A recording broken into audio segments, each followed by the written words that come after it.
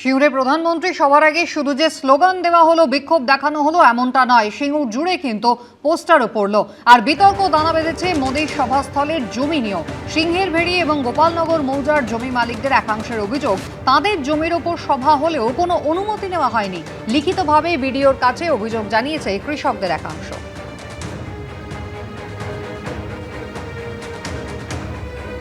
মমতা ব্যানার্জি এবং টিএমসি নাগরিকত্ব হরণ যে সভার মানে ফ্লেক্সের কথা বলছেন, লাগিয়েছেন, বাংলার মানুষ জানে আজকে 15টা বছর কিভাবে আপনারা রোহিঙ্গা, অনুপ্রবেশকারী, ডুপ্লিকেট ভোটার, মৃত ভোটার, শিফটেড ভোটারের দ্বারা আপনারা কিভাবে ভোট করিয়েছেন। সুতরাং আপনি পোস্টার লাগান, ফ্লেক্স লাগান, হোর্ডিং লাগান, মানুষকে তাতিয়ে দিন, যেভাবে আপনি তাতাচ্ছেন আপনি ওটাই ভালো পারেন, লাভ হবে না। 18 বছর আগে সিঙ্গুর শিল্পের স্বপ্ন দেখেছিল, কিন্তু তা বাস্তবায়িত হয়নি।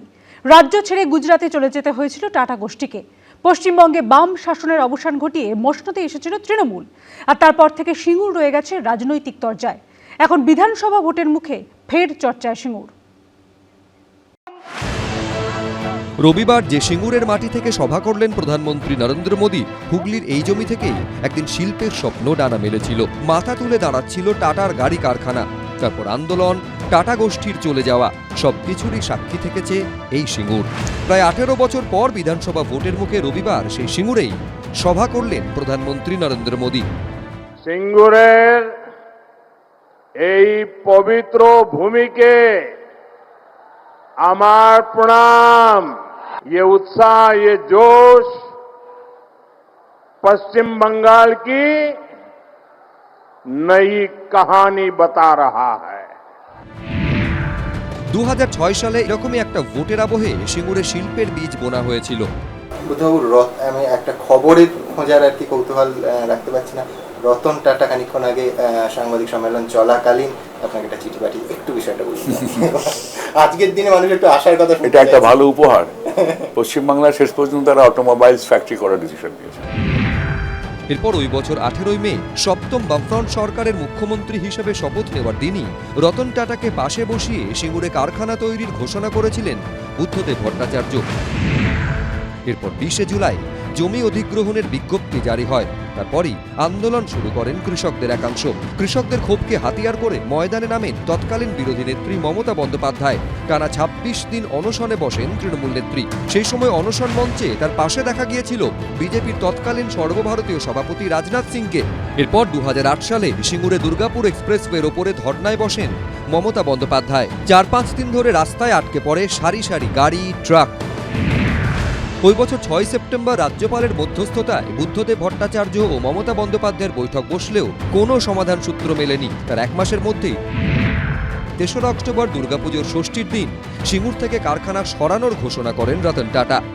I think 2 years ago I once mentioned that if somebody puts a gun to my head, you pull the trigger or you take the gun away, because I will not move my head. I think Ms. Banerjee has pulled the trigger. বিধানসভা ভোটের মুখে সেই সিঙ্গুরে দাঁড়িয়ে প্রধানমন্ত্রী অনেক স্বপ্ন দেখালেন ঠিকই, কিন্তু সিঙ্গুরের শিল্প নিয়ে টু শব্দ করলেন না। প্রধানমন্ত্রী আসছেন, সেখানে তিনি দাঁড়িয়ে আবার সিঙ্গুরকেই কেন্দ্র করে পাল্টানো দরকার, এবার চাই বিজেপি সরকার বললেন। অর্থাৎ ক্ষমতার ভর কেন্দ্র থাকলো কিন্তু সিঙ্গুরে কি হবে সে নিয়ে কত কিছু বললেন না। তার কারণ তিনি বুঝতে পেরেছেন যে আবার যদি তিনি কিছু বলতে যান তাহলে তৃণমূল খুব স্বাভাবিকভাবে এটা বলবার চেষ্টা করবে, যে জমি আমরা ফিরিয়ে দিয়েছি সেই জমি আবার অনিচ্ছুক কৃষকের জমিকে আবার বিজেপি সেই জায়গাতে শিল্প তৈরি করতে চাইছে। অর্থাৎ সিঙ্গুরে অনিচ্ছুক কৃষকের যে ইস্যুটা সেটা আবার খুঁচিয়ে তোলা হবে। সুতরাং উনি কিছু বলতে চাইলেন না, এবং এর মধ্যে দিয়ে যেটা ধারাবাহিকভাবে দেখা যাচ্ছে, সিঙ্গুরের যে কৃষক, সিঙ্গুরের যে অধিবাসী, তারা কিন্তু বঞ্চিত হয়ে যাচ্ছেন।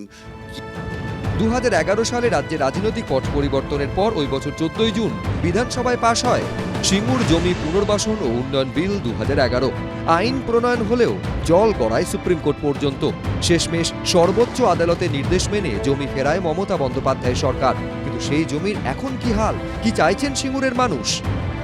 বেশিরভাগ জমিতেই নয়, ওই সাপের আড্ডা। তা ওখানে যদি কারখানা একটা হয় তো ভালোই হবে। আমাদের গ্রামটাও তো উন্নতি হবে অনেক। এই পরিস্থিতিতে কি জানেন, আমাদের এখানকার লোকেদের কিছু দায়বদ্ধতা আছে, কারণ তারা চায়নি সেই সময়। আর সেই সময় সত্যি কথা তৃণমূলের একটা একচেটিয়া ছিল, তার হাওয়াতে সবাই ভেসে গেছি আমরা, সত্যি কথা বলতে কি। এখন ওটা হলে আমাদের খুব ভালো হতো, এখন হোক, কারখানা হোক। শিল্প হয়নি, চাষও ঠিকভাবে হয় না, নরেন্দ্র মোদীও কিছু বললেন না। তাহলে সিঙ্গুরের ভবিষ্যৎ কি?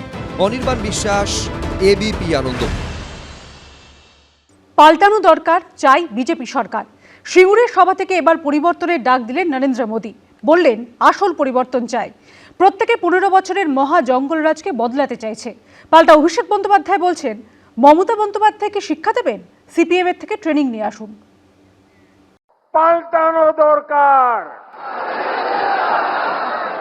পাল্টানো দরকার, চাই বিজেপি সরকার।